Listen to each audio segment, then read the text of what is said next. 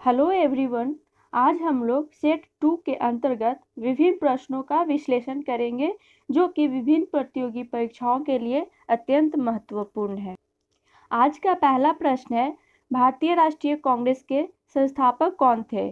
तो इसका आंसर हो जाएगा येओ ह्यूम। मैं आपको बता दूं कि भारतीय राष्ट्रीय कांग्रेस का गठन 1885 ईस्वी में किया गया था तथा इसके सम्मेलन का आयोजन बम्बई में किया गया था। ह्यूम के अतिरिक्त सुरेंद्रनाथ बनर्जी तथा आनंद मोहन बोस कांग्रेस के प्रमुख वास्तुविद माने जाते हैं। अगला प्रश्न है, भारतीय राष्ट्रीय कांग्रेस के प्रथम अध्यक्ष कौन थे? तो इसका आंसर हो जाएगा व्योमेश चंद्र बनर्जी।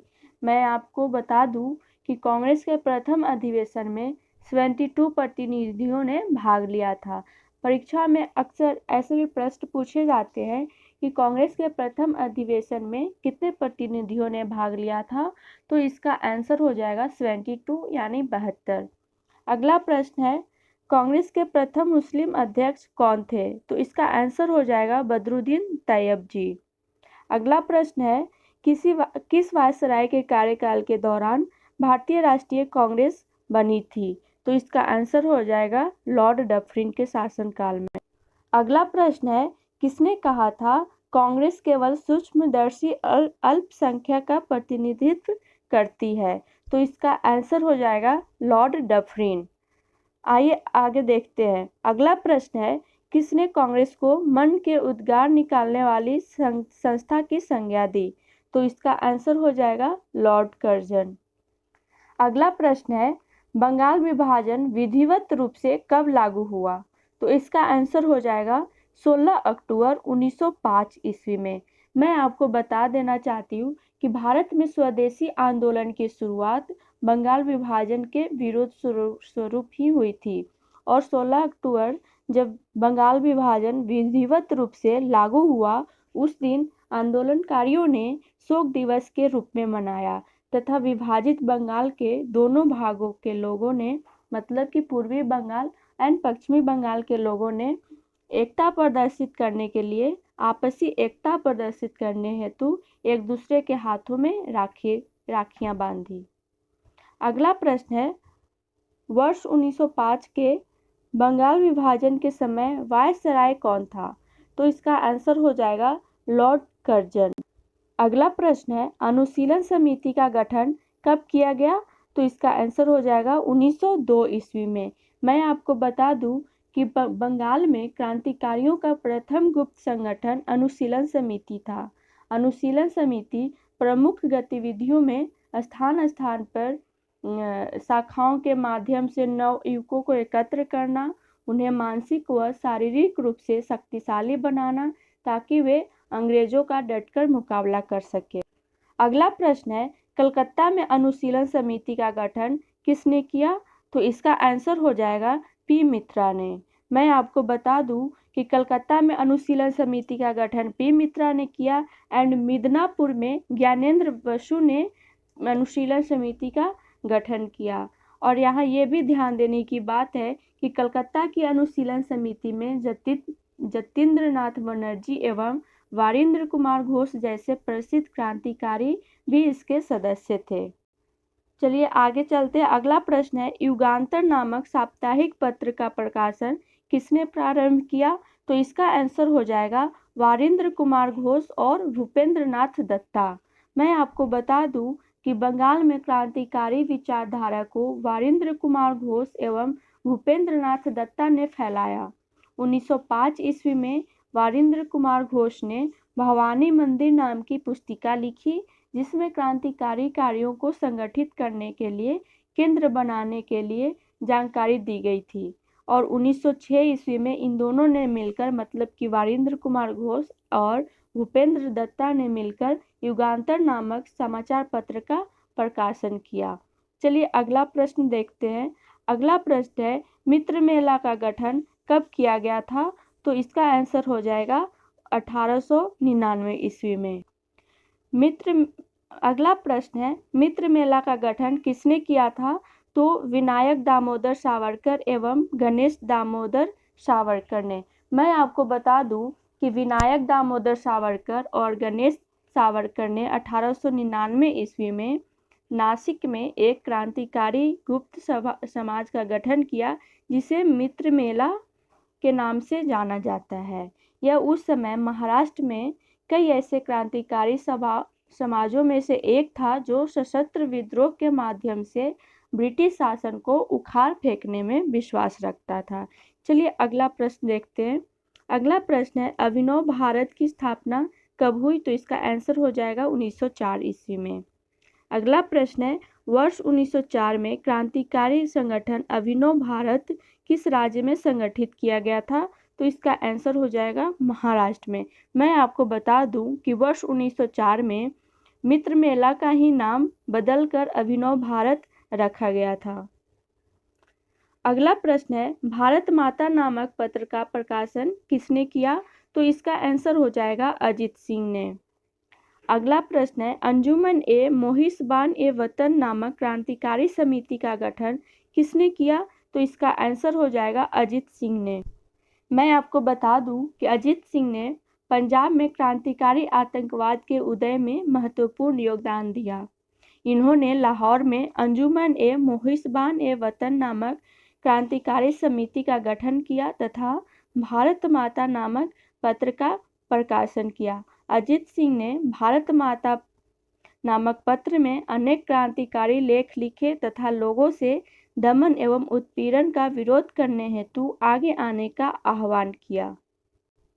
अगला प्रश्न है, भारत स्वशासन समिति इंडिया हाउस की स्थापना कब और किसने की? तो 1905 ईस्वी में श्यामाजी कृष्ण वर्मा। अगला प्रश्न है, 1857 का स्वतंत्रता संग्राम नामक प्रसिद्ध पुस्तक किसने लिखी? तो इसका आंसर हो जाएगा विनायक दामोदर सावरकर। अगला प्रश्न है, मैजिनी की आत्मकथा का मराठी में अनुवाद किसने किया? तो इसका आंसर हो जाएगा विनायक दामोदर सावरकर ने। मैं आपको बता दूं कि लंदन में क्रांतिकारी आतंकवाद का नेतृत्व मुख्यतः श्यामाजी कृष्ण वर्मा, मदन लाल धिंगरा, विनायक दामोदर सावरकर एवं लाला हरदयाल ने किया और लंदन में ही श्यामाजी कृष्ण वर्मा ने 1905 ईस्वी में इंडिया हाउस यानी कि भारत स्वशासन समिति की स्थापना की। इस संस्था का उद्देश्य अंग्रेज सरकार को आतंकित कर स्वराज्य प्राप्त करना था। लंदन में सरकारी दमन के कारण श्यामाजी पेरिस चले गए और इसके बाद जिनेवा चले गए। श्यामाजी कृष्ण वर्मा के पश्चात इंडिया हाउस का कार्यभार विनायक दामोदर सावरकर ने संभाला तथा यहीं इन्होंने 1857 का स्वतंत्रता संग्राम नामक प्रसिद्ध पुस्तक लिखी। अगला प्रश्न है, मार्ले मिंटो सुधार कब प्रस्तुत किया गया था? तो इसका आंसर है 1909 ईस्वी में। मैं आपको बता दूं कि भारत परिषद अधिनियम 1909 को ही मार्ले मिंटो सुधारों के नाम से भी जाना जाता है, क्योंकि इस समय जो मार्ले थे वो भारत सचिव एवं लॉर्ड मिंटो वायसराय थे। इन्हीं दोनों के नाम पर इसे मार्ले मिंटो सुधारों की संज्ञा दी गई। अगला प्रश्न है, गदर आंदोलन का गठन कब किया गया? तो इसका आंसर हो जाएगा 1 नवंबर 1913 ईस्वी में। मैं आपको बता दूं, गदर आंदोलन गदर दल द्वारा चलाया गया था, जिसका गठन 1 नवंबर 1913 ईस्वी को संयुक्त राज्य अमेरिका के सैन फ्रांसिस्को नगर में लाला हरदयाल द्वारा किया गया था।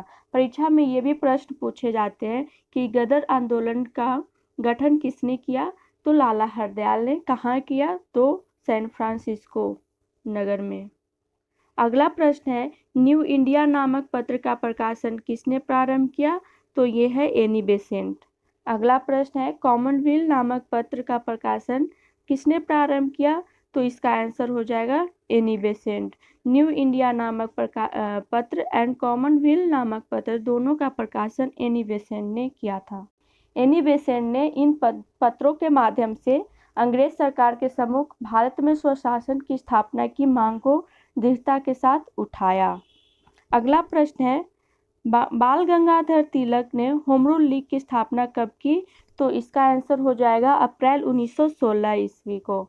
इसकी मैं आपको बता देना चाहती हूँ कि जो बाल गंगाधर तिलक ने होम रूल लीग की स्थापना की थी, इसकी शाखाएं महाराष्ट्र, कर्नाटक, मध्य प्रांत एवं बरार में खोली गई। इसे 6 शाखाओं में संगठित किया गया था। अगला प्रश्न है, एनी बेसेंट ने होम रूल लीग की स्थापना कब की? तो इसका आंसर हो जाएगा सितंबर 1916 को। मैं आपको बता दूं कि एनी बेसेंट ने होम रूल लीग की स्थापना मद्रास में सितंबर 1916 में की थी तथा इसकी शाखाएं पूरे इंडिया में 200 थी। मैं आपको ये भी बता देना चाहती हूँ कि एनी बेसेंट की लीग का संगठन बाल गंगाधर तिलक की होम रूल लीग की तुलना में कमजोर थी, परंतु इसकी सदस्यों की संख्या ज़्यादा थी, फिर भी ये कमजोर थी। अगला प्रश्न है, बाल गंगाधर तिलक को भारतीय असंतोष का जनक किसने कहा? तो इसका आंसर हो जाएगा वेलेंटाइन सिरोल ने। अगला प्रश्न है, गीता रहस्य नामक ग्रंथ किसके द्वारा लिखा गया? तो इसका आंसर हो जाएगा बाल गंगाधर तिलक के द्वारा। मैं आपको बता दूं कि महाराष्ट्र में क्रांतिकारी आंदोलन उभारने का श्रेय बाल गंगाधर तिलक को जाता है, बाल गंगाधर तिलक के पत्र केसरी को जाता है। बाल गंगाधर तिलक ने 1893 ईस्वी में गणपति एवं 1895 ईस्वी में शिवाजी उत्सव मनाना प्रारंभ किया। अगला प्रश्न है, अल हिलाल समाचार पत्र किसके द्वारा राष्ट्रीयता के प्रचार के लिए शुरू किया गया? तो यह है अबुल कलाम आज़ाद। मैं आपको बता दूं, मौलाना अबुल कलाम आज़ाद कवि, लेखक, पत्रकार और भारतीय स्वतंत्रता सेनानी थे। उन्होंने हिंदू मुस्लिम एकता के लिए कार्य किया तथा वे अलग मुस्लिम राष्ट्र यानी कि पाकिस्तान के सिद्धांत का विरोध करने वाले मुस्लिम नेताओं में से एक थे।